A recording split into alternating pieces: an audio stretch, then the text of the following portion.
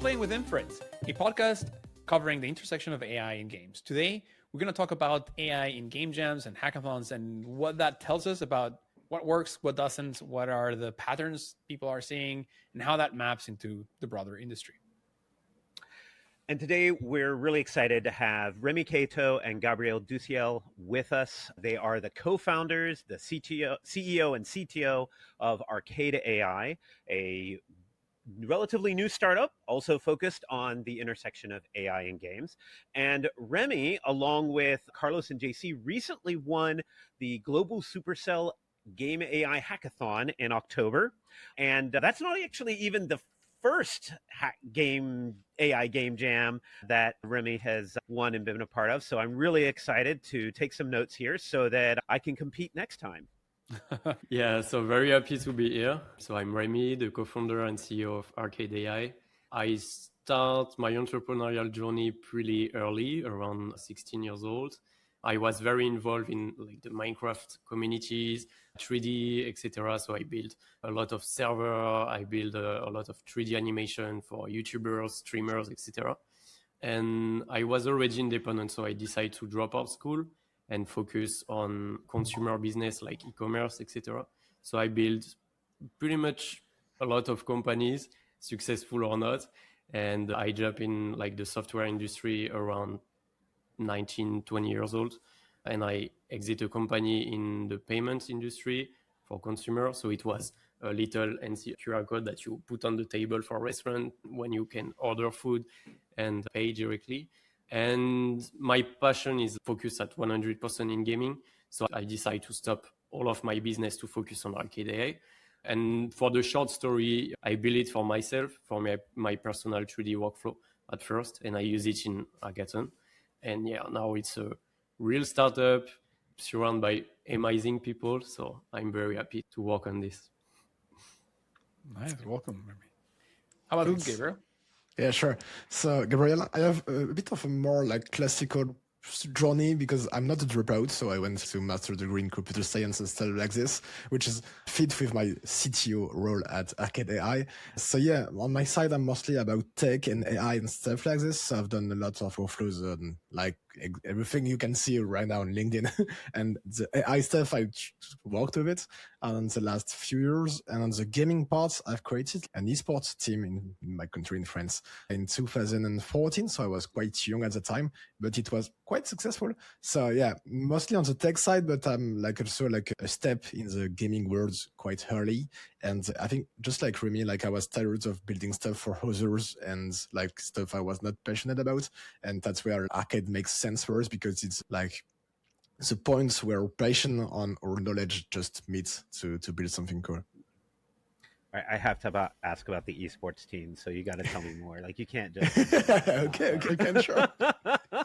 Yeah, it was at the time. It was mostly like League of Legends and Counter-Strike stuff, of course. But we won our first tournaments on Overwatch. But okay. To be fair, it was mostly like national tournaments. It was not like international stuff. I'm not SKTT1, but it was cool. No, that's awesome. That's still amazing.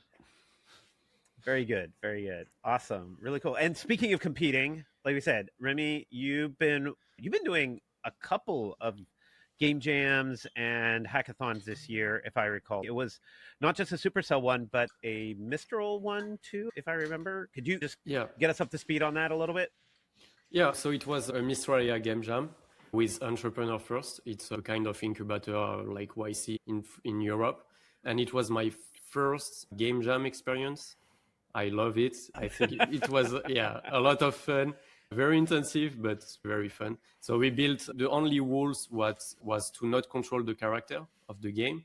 So we built a game based with AI. So you control the character by texting your girlfriend on your phone and you explain your girlfriend how to escape the killer clown in the apartment. So it was pretty fun. Sorry. Very fun, yeah. Yeah, well, hopefully not too tragic if you do it right. So you were supposed to text their girlfriend to escape the killer clown. Yeah. Did you get to see what's going on in the scenes, or is it mostly text and she's saying, "Oh, like I'm trapped in the kitchen"? Or Yeah, exactly. So you have the overview of the apartment. My friend drew everything by hand, so it was very cool.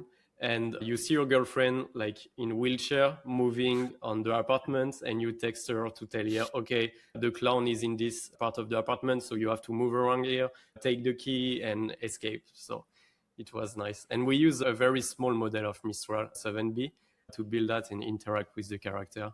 And it was incredible because the model have some hallucination and like the AI have a lot of context. So the girl, if you don't text her, she tried to escape by himself, and it was just incredible.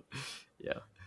See, I'm just wondering if there's because for any AI game thing, one of the things that I always look at is like, how can you break it? Like, how can you jailbreak it? So is there any way that she could end up becoming friends with the clown? Like the clown is just misunderstood. They end up having a nice dinner. That's Something very like deep. Yeah, so the clown was randomly moving on the apartment, and I when the girlfriend is at a certain level, and it's just yeah, when it's close of the clown follow, and you have to try to escape, hide yourself behind bed and stuff like that. Yeah. Very cool. And this was specifically a Mistral Hackathon game jam. So you have to use a Mistral model. So we use an open source, very small model. We fine-tune it a bit, and everything was very easy, very low tech, very efficient, but very fun. And I think that's the key of the first place, maybe. What do you think worked there? So I think there's some similarities, at least in the theme, with the. I don't know if you guys have seen the game from Anotacon, Whispers from the Star, where you have this astronaut that is stranded in the planet, and you're like literally chatting with her through like voice notes on like how to survive. That one is a lot more slow paced, but I think the theme is very similar, right? Like you don't have direct control. There's danger out there, and you have to use language to help someone else get out. Now, yeah, I wonder, like, when you put this in hands of people, when they were like the judges or anybody else there in the hackathon, what do you think worked? Like, when did it work? When did it not work? That's a good question. I think the first thing that people judge was very proud of, or that they like a lot, was the art touch, because we draw everything by hand. So the design of the game was not made with AI. And yeah, the second thing is like AI is very fun to chat with. And if you give the right context and the right rules to the AI, the girlfriend can have a kind of very fun personality, because she can be really afraid about something. She don't listen what you tell her at first. Like you have to, sometime if you want, she escape the living room. You tell her one time, but she's too afraid. So you have to repeat, and maybe be angry on her to, yeah. So this kind of stuff was very fun, and the game is very fun to play. So that was the difference with other projects. I think we built a very small and easy game, but it was very fun. Yeah. Love it. now this differs quite a bit from what you did with the Supercell hackathon, though, because if I recall correctly, that had maybe a bit more of a technical angle to it, or maybe I'm wrong, because didn't you do something with like Gaussian splatting or something like that? Yeah, it was a puzzle game generator with Gaussian splatting, and you have a kind of a game master agent, AI.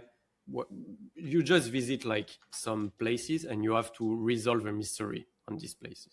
So the pipeline was pretty much low tech also. I just built a basic agentic workflow with VO3 to generate the video. I extract the frame of the video, and I send all this frame to a Gaussian splatting generator model that a friend of mine built in San Francisco. Very cool. And yeah, it was pretty easy, but the result is like mind blowing. You can just in 10 minutes generate like photorealistic level, and it's crazy. So yeah, it was low tech, but also impressive. And at first I built this hackathon project because I want to try Gaussian splatting for Arcade.ai, but we don't have the time. So I decided to build it during the hackathon. Yeah. And I try a lot of things. I use a lot of different API and different models. So it was very interesting, yeah, to try that. Wait, let me restate the pipeline there. Because when I hear Gaussian splatting for generating levels, World Labs is the one that comes to mind.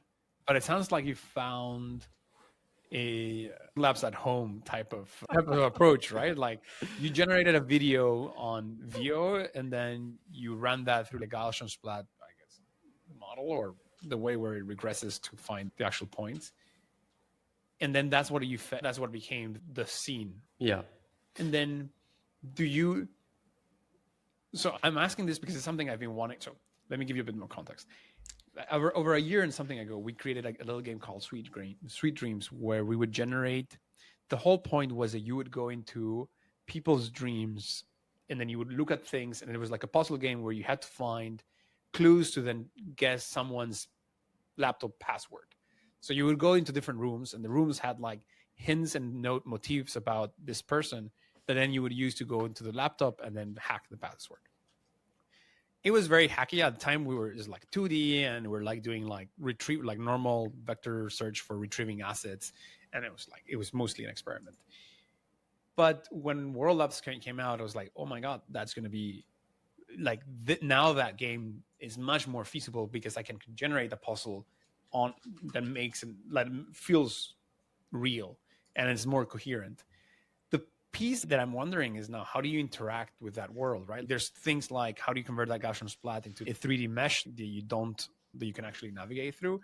But also, if it's a puzzle game, in a sense, you should be able to open the door or turn down the curtains, or there should be actions that I should be able to take on the scene. And I wonder if there's like, how do you bridge that disconnect? Or did you actually implement a way of modifying the Gaussian splats? So yeah, this is the main problem with Gaussian splatting, is that you cannot interact with the environment. So you have some cheat codes, if I can say it like that, to build this kind of stuff. You can just add a layer on the top of the Gaussian splatting and try to add some kind of game logic and interaction with the world. But with the Gaussian splatting itself, it's not possible. So why I decided to build a puzzle game, it's exactly for this reason. It's because you cannot interact with the world. So basically you just generate the Gaussian splatting and you have a piece of puzzle inside that you just see and you try to guess the result of the puzzle. And the full workflow was, first you have a context agent, you type a prompt, you say, I don't know, I want a puzzle game about solving the mystery of Jack the Ripper. And the agent will generate 3 different scenes. So 3 different prompts for VO3. And after that, we generate the video, we extract the frame, and we send everything to Gaussian splat generator. Very cool. What's I know we're getting into the details here, but I am curious on it a bit too. How long does that process take typically, like in terms of minutes or something, to go from the start that prompt to I've got a 3D mesh that I can like load up in somewhere? Approximately 15 minutes for 3 scenes, the context of the game, etc. So the whole game takes 15 minutes to generate. All the puzzle itself and the game context, etc. is very fast to generate, about 10 seconds. The Gaussian splat is very long to generate because you extract a lot of frame from a 20-second video and you multiply this by 3. So, yeah. It's interesting because I think we're at a spot right now where some of this technology is clearly advantageous for certain use cases. So for like prototyping, rapid iteration, I'm sure there's a lot of other applications. The fact that you can try something out, particularly if I'm like iterating on a team and we're like doing some internal development and we want to try some ideas, like the fact that like in half an hour we could have something that we could go from an idea to like we're now testing it out is really like changes a lot. On the flip side, it's also just a little too long to be able to say this can be done for a player on demand on their own. Now, maybe players should be more patient. It's kind of, what do you mean? This is like practically magical. Come back in 15 minutes. Like, but that is probably not likely to happen. They click something on their phone and you're like 15 minutes later, come back and play this game. We're probably not going to still be there in 15 minutes.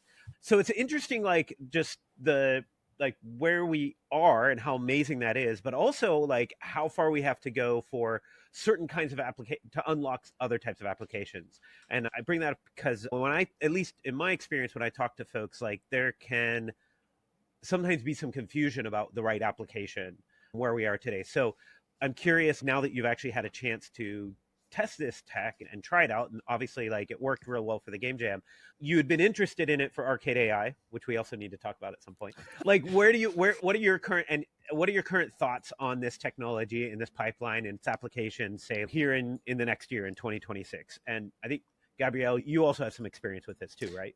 Yeah, sure. In fact, inside of our team, we've got some R&D labs to explore some solution, and we have some guys like working on this, like when they have the time. But I think it's quite a hard question because it's quite a recent technologies, so we have to like have a lot of imagination to where it's gonna be. Because I think in the current state of what is Gaussian splatting, it's hard to take that, and put it into a real game because it's got a lot of limitation. It's considered like the scene itself as wall, so you can extract stuff and stuff like this. It does not react well to lighting. I think it's not adapted to how we like approach video games right now, except for like very specific scenes or kind of games. I've met someone that is creating a game only around Gaussian splatting, and it's funny because that guy plays around like the error of the Gaussian splatting to have some kind of a dream feelings. So it's a whole point of his game. So it's quite fun. Yep. But yeah, for like traditional games like we are trying to create here at Arcade, I think the current application right now is quite like hard because it's not appropriated. Perhaps like for landscapes or like very far assets, like to create an ambience. But I think it's something we need to explore because it's young, so it will of course become way more mature. We already seen like in the past weeks technologies that able the extraction of objects from the scenes. People work on that. It's a bit young, but I think it's something very promising in the future. Have you guys, I mean, I have no idea of everybody's age, but have you guys played Final Fantasy VII or the old Final Fantasies? And not my kind of game, so. They have this weird vibe. They have this vibe of the background is painted, and they have this like low poly, a very discrete, coarse palette of colors, 3D model on top of it. Yeah. And every time I see integrations of Gaussian splats in games, it feels a little bit like that. Like, we still don't have, clearly this looks so cool and so good that I want to put it in my game, but it still doesn't match. So there's maybe a way of just, this is the style and owning it and just designing around that. I went to look a few pictures of Final Fantasy VII while you were speaking, and I agree with that. And I think it's a bit like disturbing because for the last like past years, we really tried in the game dev industry to see the world as element of gameplay and to not create a frontier between the world is a gameplay part and there is no frontier. And with the Gaussian splatting, we come back to an old paradigm where the world is different from the gameplay. And it needs to see things differently right now. And I think in the next few years, you'll be able to find the converging point of those technology, those approach. But I like that. I like viewing it like that, like the art being a little bit separate from the internal gameplay. Yeah. And it can also like work for any kind of 2.5D games. Like I played a lot of Train 2, Train 3, which were like very beautiful 2D games. And they also add a bit of that feeling like you've got the games and you got like beautiful landscape just in the background. So I think for that kind of use case, we can already perhaps use Gaussian splats because it's beautiful and it's also like performance effective, which can be useful. So yeah. The other part that I think that I would love to see on Gaussian splats is, I don't know if you guys know Haven Studios or Evan Jones there, but he made this little puzzle game. There's like a point and click type of game, and you can do things, but it's all images. But when you do an action in the scene, it does in painting. So if you open the windows, you're clicking on the windows, and it's using some sort of like segmentation plus in painting to update the scene. And I wonder if there's some version of that for Gaussian splatting, right? It's not like full dynamic. It's like we're just regenerating the splat for that specific part where you made like the little action. I wonder if you've seen something like that. For a moment, there is a lot of limitation for Gaussian splatting in a technical way. Like Gaussian splatting needs a lot of frame to generate a scene. And what is the most efficient way to extract a lot of frame? It's from a video. And if you want to imagine and generate a complete new level, not by scanning, but by generated something with AI, you are very limited by the model because they can only generate a video from 10 to 20 seconds, and you don't have enough frame in this video. So in a technical point of view, it's like very limited, and the time of generation is also very long. So yeah, it's very new technology. But as you mentioned, World Lab, for example, they are doing an amazing job. Like the output that they generate is crazy. So it will happen very fast, I think. And that's why also in Arcade, we are pre-building this kind of workflow. So when the technology is ready, we will implement it directly and we will have the best output directly. We truly believe in this tech, but yeah, at the moment it's not production ready. It's like only experimental. Before we leave the topic of these game jams and hackathons, I am curious if you have a particular approach to how you take hackathons and game jams, or what advice do you have for others who are thinking of being part of a hackathon or game jam? Maybe they're like, that sounds cool, but I would never, or I'm intimidated, I don't know what they're like. Like, what are your thoughts, your strategy, your advice there? I think the most important thing is to don't overthink, like just jump on it. Just do it. Like, yeah, just do it. You will meet a lot of incredible people. And when I join a hackathon, I always go by myself without friends or stuff like that, because I want to meet new people and build something with people that I don't know at first and combine skills, etc. But it's just fun. You don't have to win. You don't have to do something incredible. It's experimental. So just try to build something very ambitious and try to just ship it in 48 hours, or I don't know. But yeah, it's very experimental. So go and just have fun. Yeah. And I will about the people part. I was talking to VCs this afternoon, and we were like having discussion about what's the best way to do hiring, like to find the right people for your team.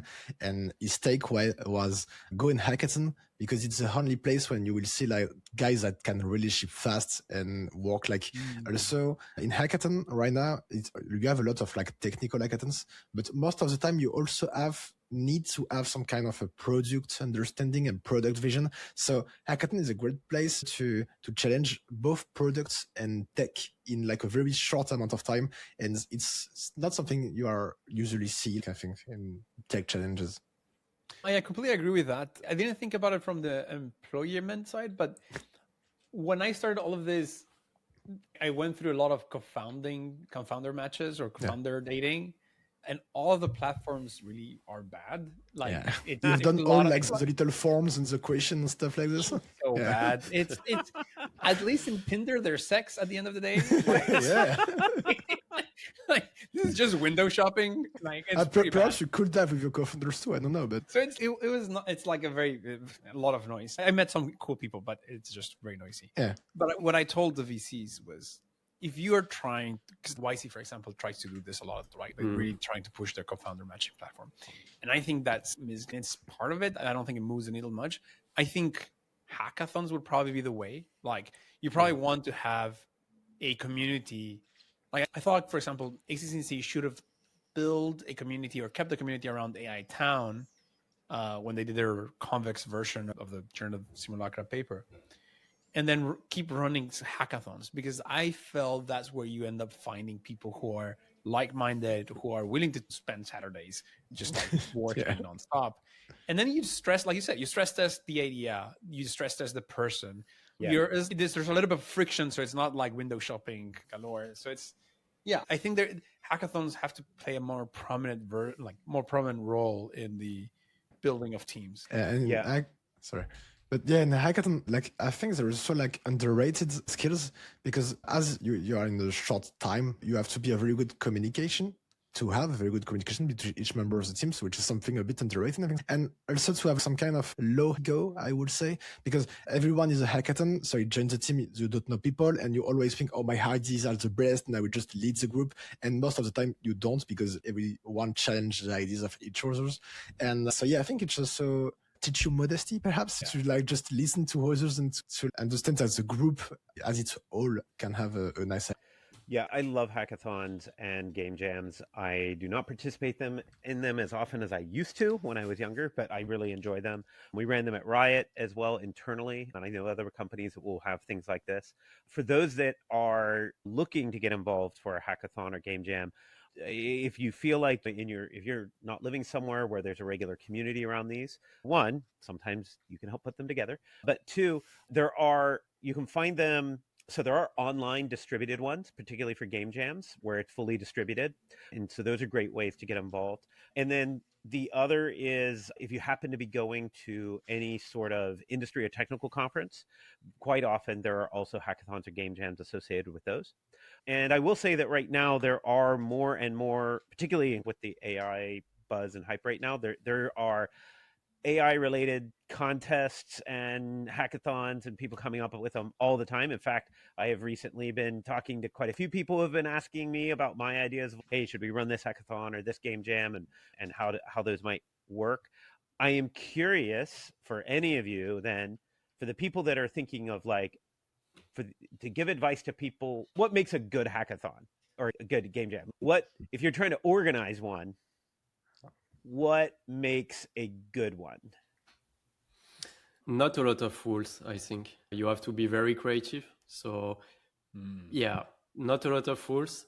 And maybe open the hackathon to like younger people also. With Arcade.ai, we want to organize hackathon in, I don't know how to say it in English, middle school, like from people to 10 to 15 years old, because it's like incredible to see the creativity of young people also, and no rules, like just a guideline, but no rules.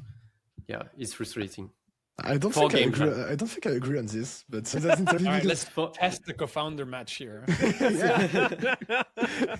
No, because I've done a lot of tech and products / product hackathon, so not on game dev, like mostly on SaaS and stuff like this. And I'm a big fan of constraints. And I think like you have to compete around some kind of the same rules, because it's interesting to see how each group will adapt to those rules and emerge from the rest to have the nice ideas. So I love hackathons with some kind of rules, because like one team, one stem that everyone has to follow, because I think it's where you can really see like the differences between each teams and each ideas.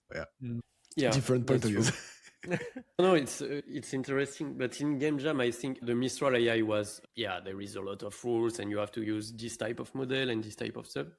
But the Supercell game jam was very open. You have 3 subjects. You can build a software, you can build a game, you can build etc. I don't remember exactly what you can build, but you have, it was very open. So the project was very different, and it was very interesting to see all of this stuff, I think. Yeah. So for a game jam, maybe less rules. It's open more creativity. Maybe there's already rules by the sense that it's a game, or there's a game theme related to it, already provides a certain amount of constraints. Yeah, perhaps.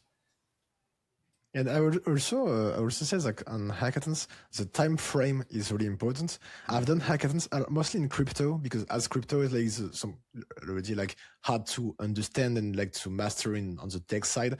So sometimes the hackathon was starting like 3 weeks ago before the weekend everyone gathers. So you have time to learn the technology.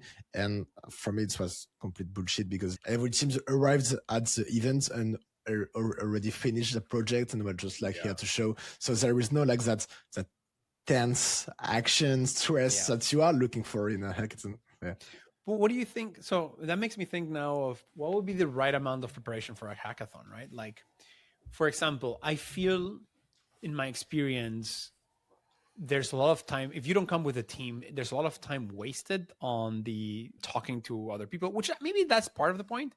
But I wish I had a more expressed find the teams type of endeavor.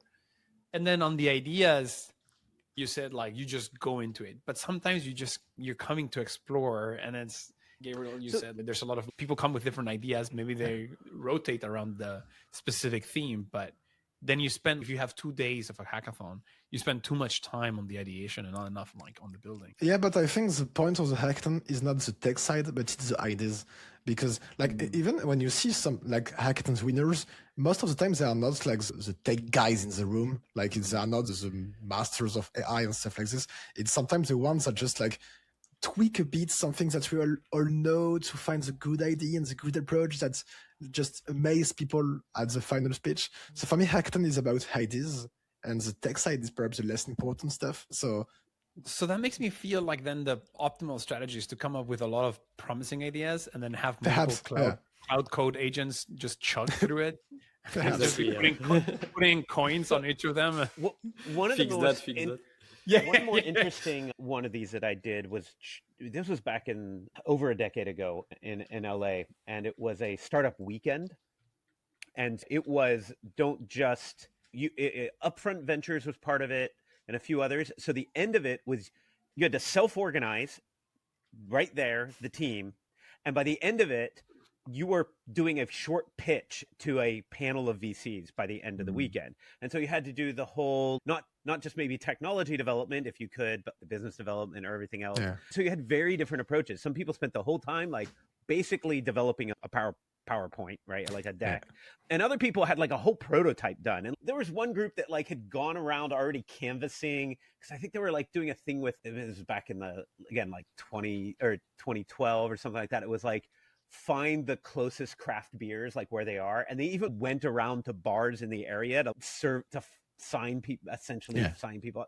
And so that's another point I mentioned, is like there's a wide range of these. Some of them can be very technical, right? And other than can have this more like entrepreneurial feel, or game jams. Like there's very different sort of thing. But in the end, that creativity over a short period of time, absolutely agree. Like the way that you meet people, like Remi, I actually, as much as I like all my friends, I also think it is a great opportunity to meet new people when you go to these things.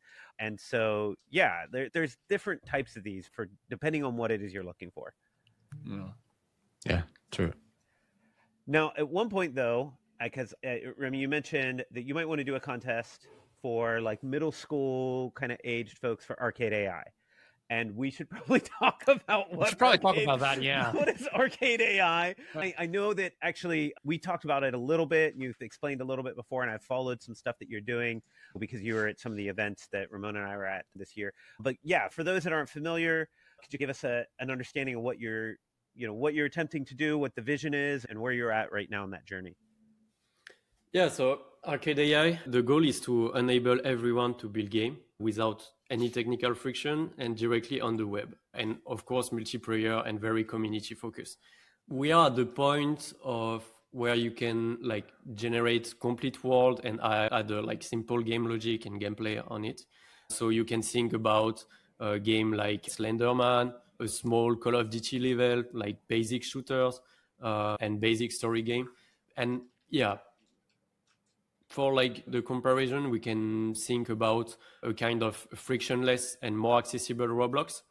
And on the like pure UI UX points, we are very like consumer focused. So we don't show any line of code.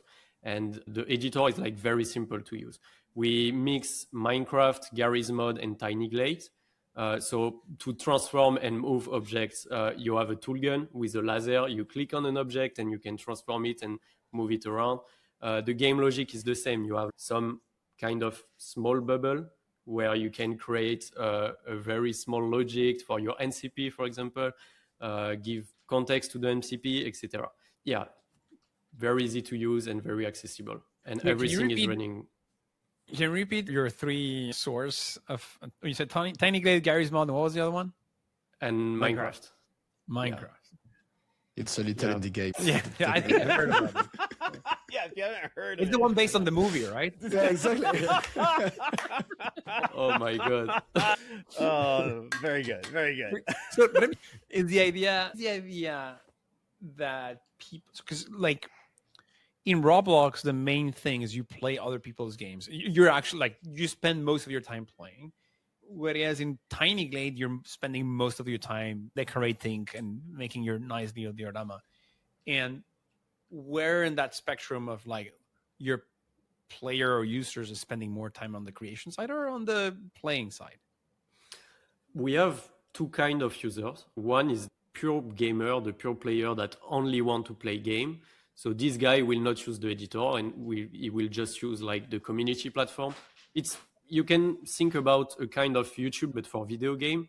You have your channel, you push your game on it, you can add business model in your game, people can fork your game, etc. It's basically just a platform where you can play all the game that is generated on Arcade. And the second part of the software is the editor. So it's the one that I mentioned with the Garry's Mod, Minecraft, etc., where you can build a game inside. And it's also very like multiplayer and community focused. You can build with your friend directly on the same level, same map, same game. And the tiny glade part is very important, I think, for the real-time editing and real-time building. So every tool is contextual based on your first prompt. For example, you want to create a medieval game, your toolbar will be different than a Slenderman or an horror game. And you also have real-time editing. So it's not just only a lovable like where you prompt stuff and it's generated and it's added directly to your game. You also have a part of creativity, real-time editing. And that's very important for us. It's part of the user experience. I think the point is, all right, we're not talking about AI and it's cool, of course, but I think it's also really cool, like to create your game. Not the like lines of code, nav mesh parts, but the part where you design the world and you put the tree and put the rock and you've got a nice village. That part is fun. And that's something we really want to keep and emphasize.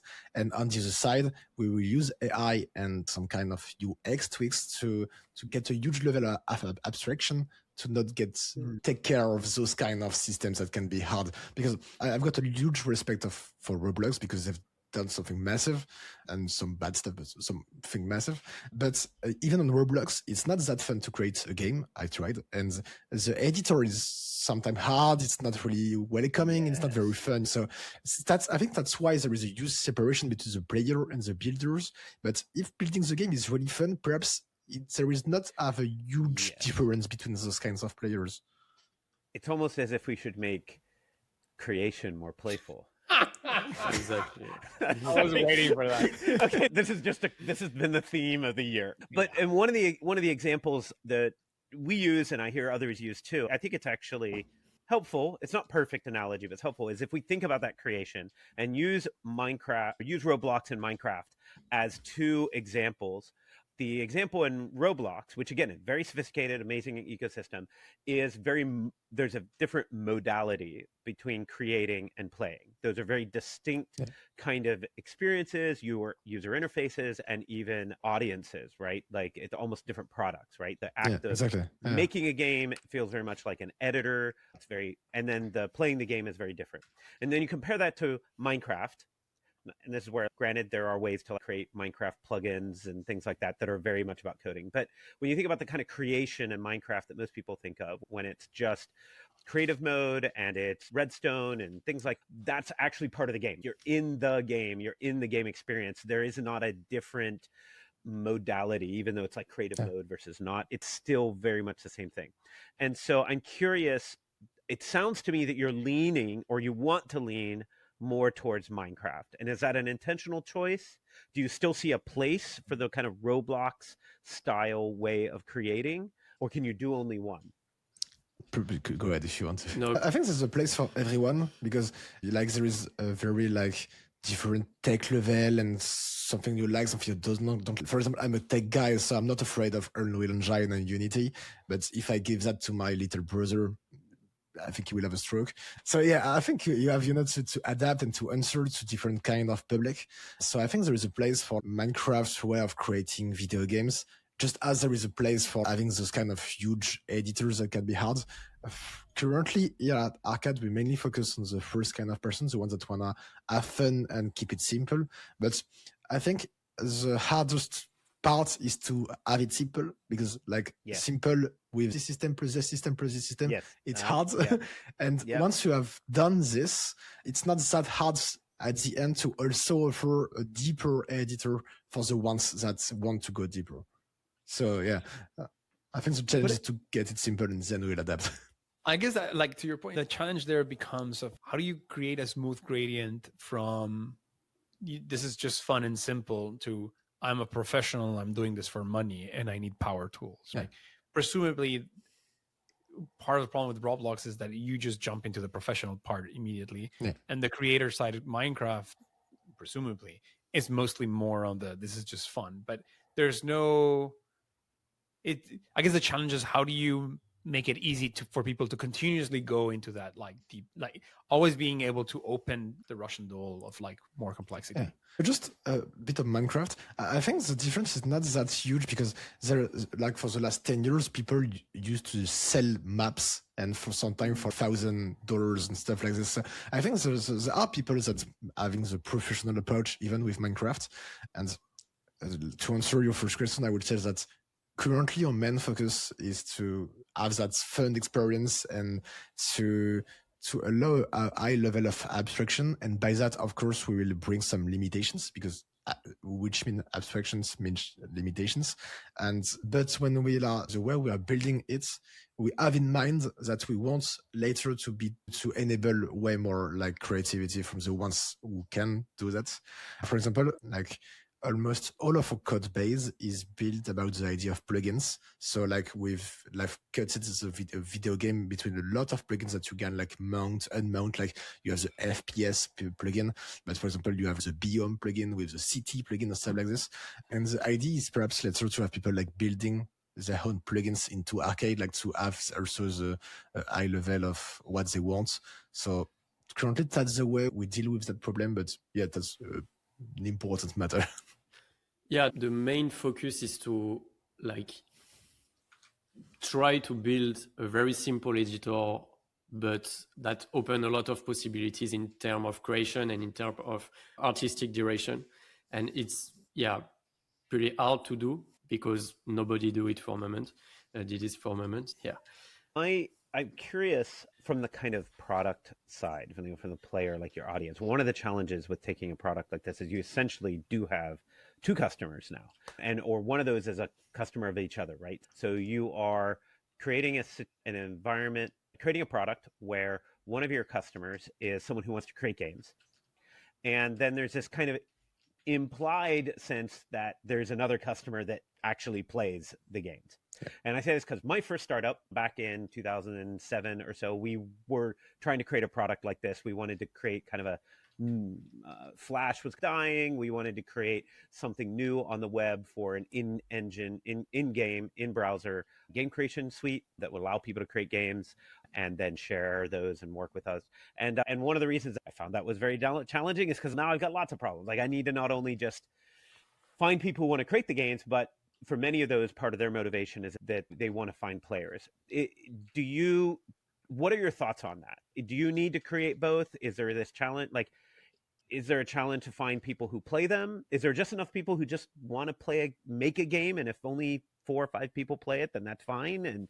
Or a dozen people play it. Or is it like, no, I'm going to create an audience where one of these games is going to be as big as, again, like Roblox is generating a ton of people playing games. So platforms are hard. It's essentially what I'm saying. And I'm curious, Remi, in particular, like your take on this. You got a background in being in Minecraft and seeing some of that. Like, what's your thoughts on this challenge and what's your approach for it? I think it's a huge question of design and how you build the app also, the software. First, the editor is very easy to use and it's very fun to use. And it's also very cheap because our business model is not on the editor, it's on the community platform directly. So the goal is to find like the intersection between how many games are created on the editor, how many games are pushed, and how many games in this whole kind of huge game generation are successful. And with this data, we will be able to understand how successful games are generated, and how we can push this kind of project and this kind of game. And when you build something, you want to share it also. So the acquisition is pretty much automatic, if I can say it like that. There is a huge snowball effect. And I want to make sure, because I know that I could keep talking about this and I want to make sure we have on time. It is Arcade.ai. So like from the AI and technology side, how can you talk a little? You mentioned web, you're focusing on web.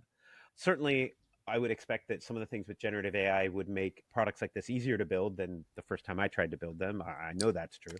So curious, is it to the degree that you can share, What technologies have you been using or looking at? I'm also curious if there's any challenges you've had right now that you're willing to share, because it's an exciting space. And I'm sure a lot of folks are like excited about this space or working in this space.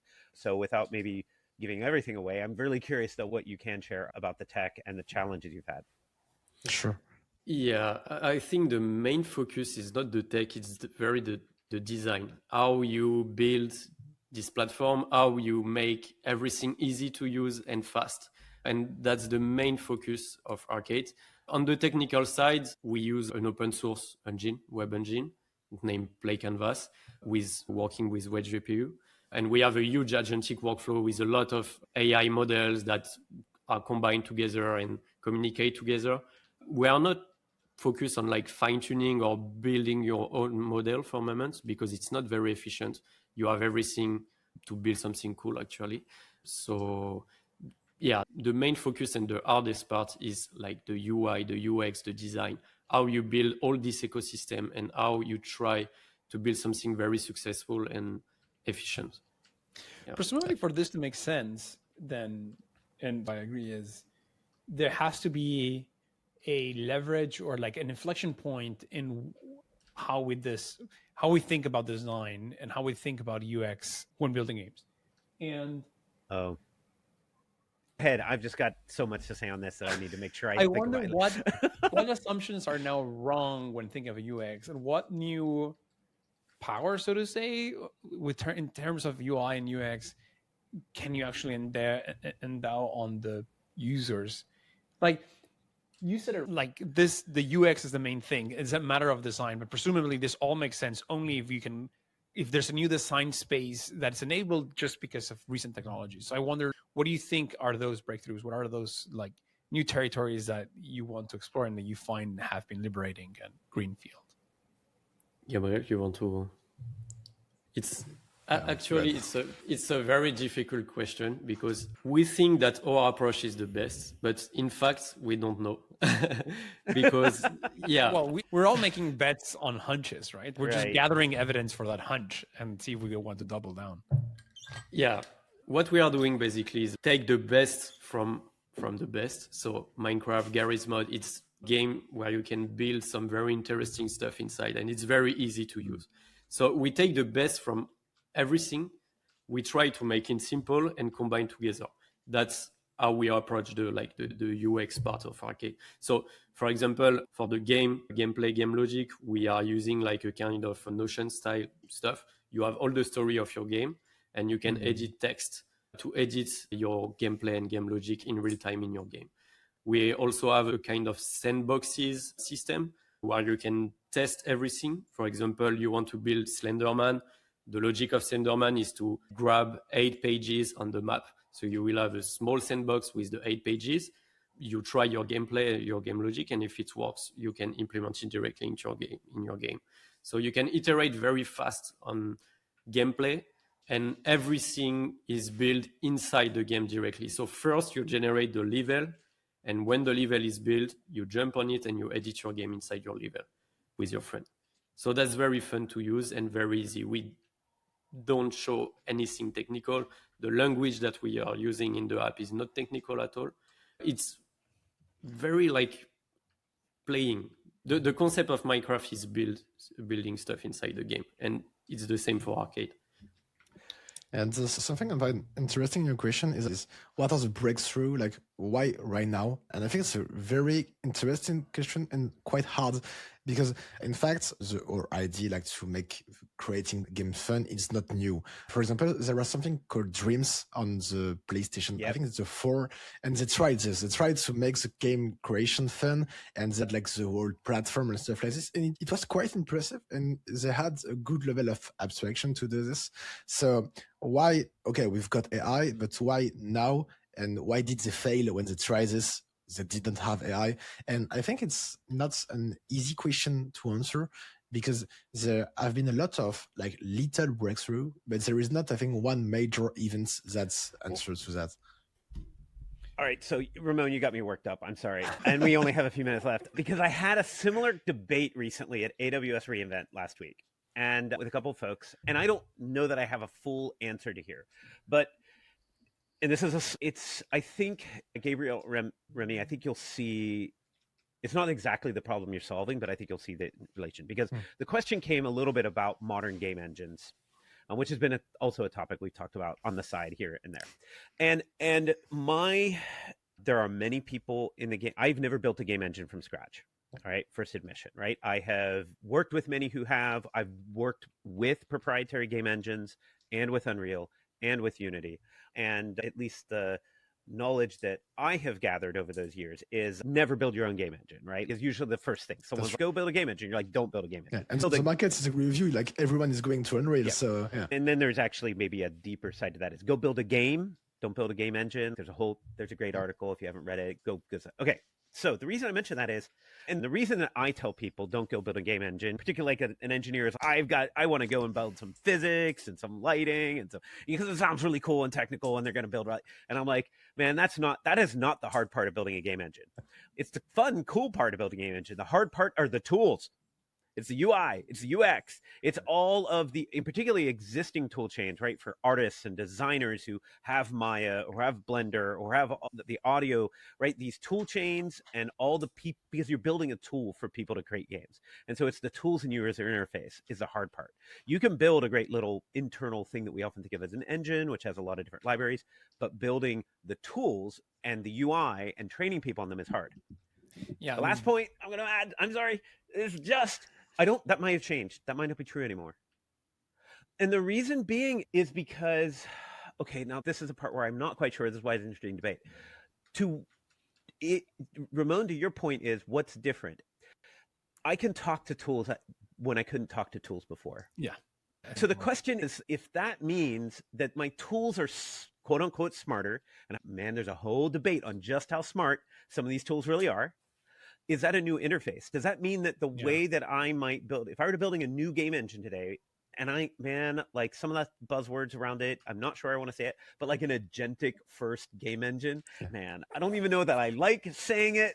And I'm sure someone is pitched this and pitching it. But that idea though, is that, look, the way you're interfacing this is through natural language most of the time, or other like generative, more iterative dialogue ways, means that in some way I'm outsourcing the development of those tools to some of these agentic models and tools already. Like I might only actually then need to build that core game layer. And weirdly, the agentic ecosystem that we're building may actually be solving some of my tools problem in a way it didn't before. And that might be the new thing. I agree with that part. I think though, the caveat here is I think you still need what I was talking about, that gradient of how pro you want to get. Yeah, but if the outputs are still end up being C+ somewhere or something. Right? That's why it works so well with code, right? Because code is like the jump from. Yeah, but if it's a mesh, always still bring up Blender or something. Like depending, again, that depends like the iteration, but yeah, I don't know. Depends on the artifact. Suddenly, like maybe you can put together the right exact engine for your product because the tooling is essentially these conversational agentic generative tools that are now maybe part of a workflow. Yeah, that's exactly why everything is contextual in Arcade. You have the first context that is very important. Like you can create your own game design that you can feed to the AI, or you can use an existent one, or you can describe a new design and game that you want to generate to the AI. And based on this simple first prompt and inputs, we generate the right tool for you and the level and everything. So everything is contextual. If we like put every tool that we have in a single interface, we will have 1,000 tool or 2,000 tool, and it's not accurate. Like we can do much more simpler with this system. And that's why AI is very important in this type of process. And I think it's something truly new. It's a new kind of interface. And that's why nobody built it before that. Yeah, and that's also why this like startup industry is very small, actually, even here. So yeah, it's very new. And I will talk a bit perhaps on the tech side, but I've talked a bit earlier about the abstraction. It was, of course, abstraction to the user, but the most important for us is abstraction to the AI, because to give the right context and the right info, and that's currently our main challenge. Like, oh, can I give my AI the understanding of a 3D space, of a level already? Because generating a level from scratch is not that hard, because any good LLM right now understands 3D space and can create like a corridor with stuff inside quite easily. The biggest challenge is, okay, I already have my corridor and I want to add something inside of this. And that's the parts of giving the right context with the right level of abstraction. So that's the agentic workflow. I won't go into the agentic engine stuff like this, but it's this. It's okay, I give you enough context and abstraction level so you can operate on that level and you don't have to put code inside and stuff like this. So that's our main challenge and approach on this. I think those are good ending statements. If you, just a quick tangent, if you ever want to get Aaron to start talking a lot, you just talk about game engine and you can hear his typing strongly from San Francisco to LA. Sorry, I just had to make that joke. Sorry. Remi, Gabriel, where can people find, if people want to try Arcade, if people want to find your work, you want to get a sense of where you're at and where you're going for, and they want to talk to you, how can they find you? How can they find your work? You can go to joinarcade.ai and sign up for the early access. We will release the new version in early January. So you will be able to create incredible game directly from your browser. And after, you can also find us on LinkedIn at Arcade.ai. Very easy. Arcade.ai? Yeah, join arcade.ai. Oh, okay. Not Arcade.ai. Sorry, I got it into some sort of furniture store. Okay, yeah, that makes more sense. And if they want to reach out to you? You can DM me on LinkedIn or, very easy. Also, Remi Kaito on LinkedIn. Send me a message and connect and let's go. We are hiring also, actually, internship and software engineer. So don't hesitate to send me a message. Fantastic. We're spreading on hiring campaigns right now on podcast. I've really enjoyed this conversation. Thank you so much. I cannot wait to keep talking. I'm sure that over the next few months, next year, I'm sure our paths will cross again. I'm so excited to see what you guys are doing. So thank you. And again, congratulations on the recent coding hackathon win, Remi. And thank you so much. Thank you. Thank you. Yeah, thank you, guys. Thank you, everybody. See y'all. Yeah.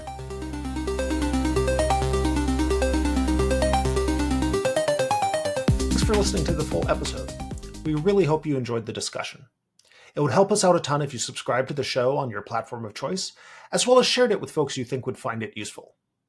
You can always check out playingwithinference.com to get in contact with us, join our Discord, or just find the links to the episodes.